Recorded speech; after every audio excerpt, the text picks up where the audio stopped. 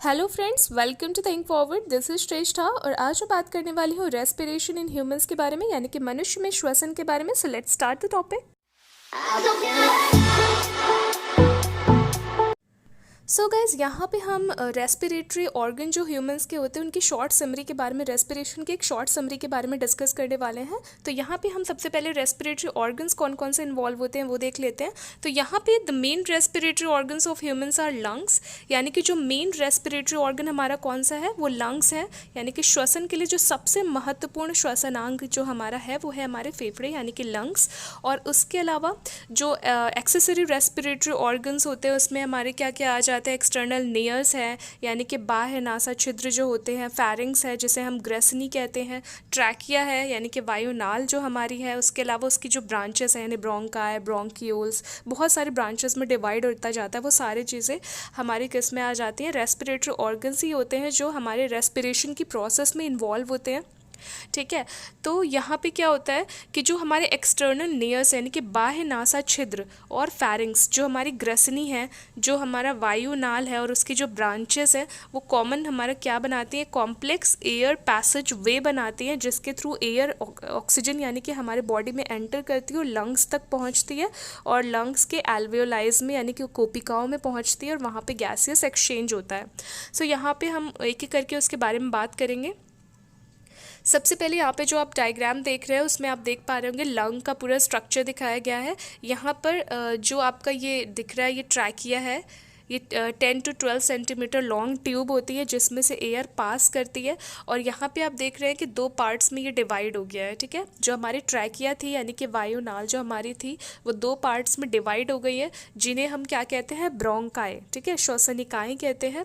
और उसके बाद भी आप देख रहे होंगे सेकेंडरी डिवीजन के बाद यहाँ पे और टर्शरी इस टाइप से और डिवाइड होता चला जा रहा है। ठीक है, तो जो ट्यूब्स थी वो और नैरो होती जा रही है, पतली होती जा रही है और ब्रोंकाई किस में डिवाइड होती जा रही है, ब्रोंक्यूल्स में।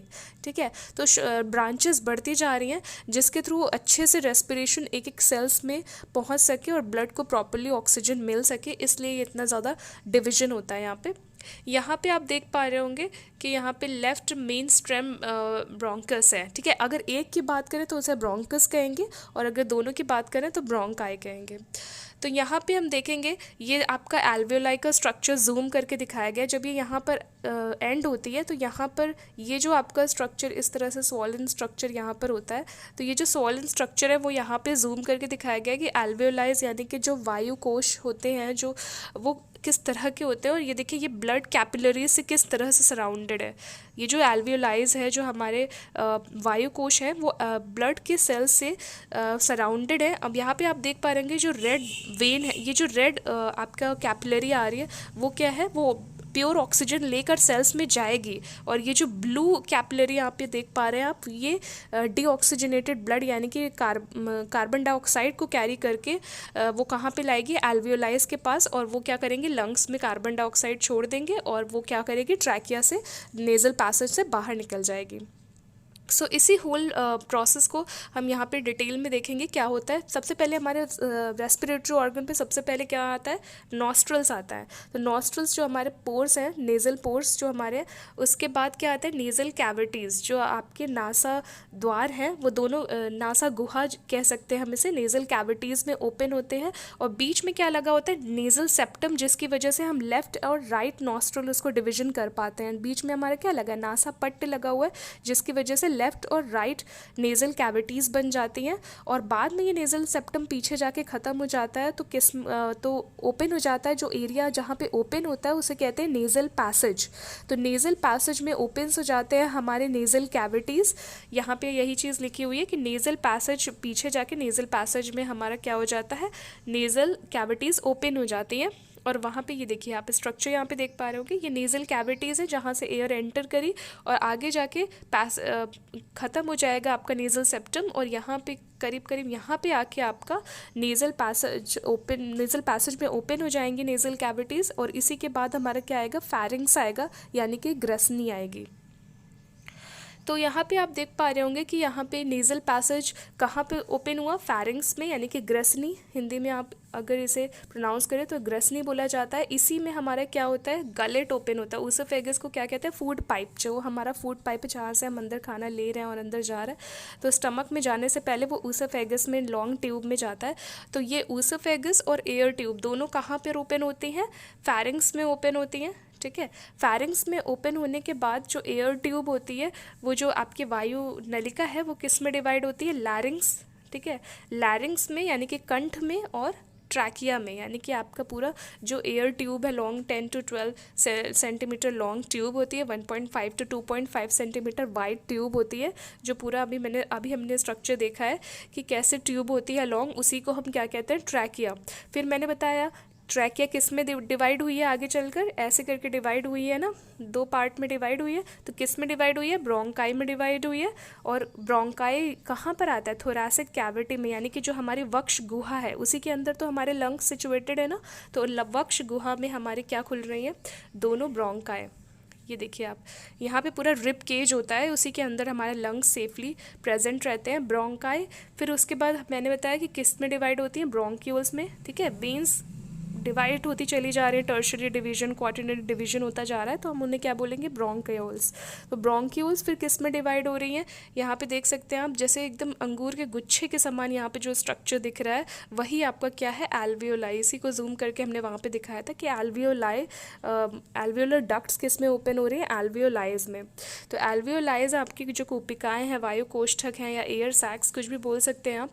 ये देखिए यहाँ पे आपका नोज है, ठीक है, नेजल्स, एक्सटर्नल नेयर से क्या एंटर किया, एयर एंटर किया, नेज़ल कैविटीज़ में एयर गई, फिर उसके बाद नेज़ल पैसेज में एयर गई, उसके बाद आपके फैरिंग्स में एयर गई, फैरिंग्स के बाद आपके कहाँ गई, लैरिंग्स में, फिर ट्रैकिया में, फिर ब्रोंकस में, फिर ब्रोंक्यूल्स में। इस तरह से आपका कहाँ पहुँच जाएगी, पूरा एल्वियोलाइज में पहुँच जाएगी। एक एक एल्वियोलाइज पूरी एयर से फिलअप हो जाएगी, और ऑक्सीजन, अब जानते हैं आप, एल्वियोलाइज ब्लड कैपिलरीज से पूरी तरह से सराउंडेड है, तो ब्लड क्या करेगा, ऑक्सीजन को कैच कर लेगा और किस में कन्वर्ट हो जाएगा, ऑक्सी हीमोग्लोबिन में।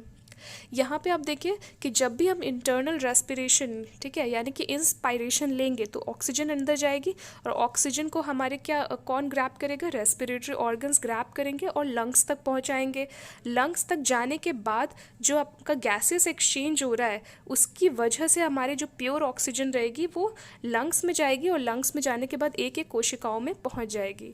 ठीक है, और जैसे ही हम इंस्पायरेशन करेंगे, यानी कि हम सांस अंदर लेंगे, तो हमारे डायाफ्राम, यानी कि जो फेफड़े के नीचे जो इस तरह से फ्लैटेंड स्ट्रक्चर होता है बड़ा सा, तो वो क्या होता है, डायाफ्राम फ्लैटेंड हो जाएगा, यानी कि कॉन्ट्रैक्ट हो जाएगा। उसके साथ साथ एक्सटर्नल इंटरकोस्टल मसल्स भी क्या हो जाएंगी, कॉन्ट्रैक्ट हो जाएंगी। क्लियर।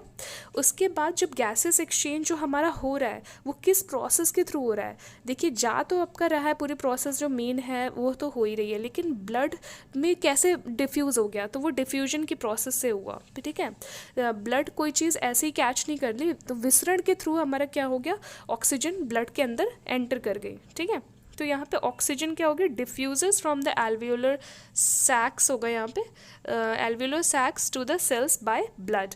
ब्लड के थ्रू क्या हो गया, ब्लड ने ऑक्सीजन को कैच किया through the process of diffusion. तो इस तरह से जो हमारी ऑक्सीजन है वो कहाँ पहुँच जाएगी, ब्लड में। फिर क्या होगा, ऑक्सीजन ब्लड से कंबाइन करने के बाद क्या बनाएगी, ऑक्सी हीमोग्लोबिन बनाएगी।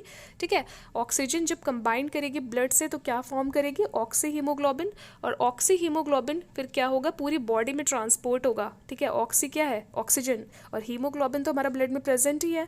ठीक है, तो ऑक्सी हीमोग्लोबिन का जो कॉम्बिनेशन है वो पूरे ब्लड में फ्लो होगा और एक एक सेल्स तक ऑक्सीजन पहुँचाने का काम करेगा। ठीक है, तो यहाँ पे जब एक्सपायरेशन होगा, एक्सपायरेशन मतलब बाह्य श्वसन यानी कि निःश्वसन जो आपका हो रहा है, उसमें क्या होगा, जो कार्बन डाइऑक्साइड हमारे सेल्स में थी वो ब्लड के थ्रू ही डिफ्यूज़ हो जाएगी।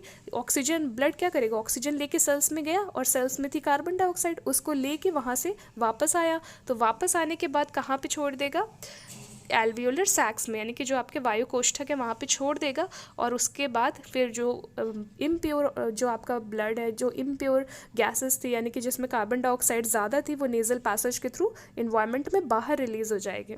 ठीक है, अब क्या होगा इस प्रोसेस में, क्या होगा, डायाफ्राम जो होगा वो डायाफ्राम क्या होगा और इंटरकोस्टल मसल्स के साथ क्या होगा, डायाफ्राम और एक्सटर्नल इंटरकोस्टल मसल्स अपनी ओरिजिनल पोजीशन में वापस आ जाएंगी। ठीक है, यानी कि जो फ्लैट हो गई थी वो वापस से रिलैक्स्ड पोजीशन में मतलब आ जाएंगी, अपने प्रीवियस पोजीशन में वापस आ जाएंगी।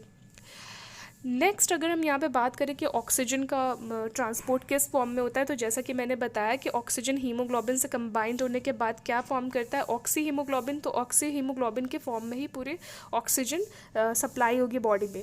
लेकिन अगर हम कार्बन डाइऑक्साइड की बात करें तो कार्बन डाइऑक्साइड ज़्यादातर कार्बोनेट्स के फॉर्म में ट्रांसपोर्ट होती है पूरी बॉडी में। ठीक है, अगर हम बात करें तो 70% जो कार्बन डाइऑक्साइड होती है वो कार्बोनेट्स के फॉर्म में ट्रांसपोर्ट होती है बॉडी में।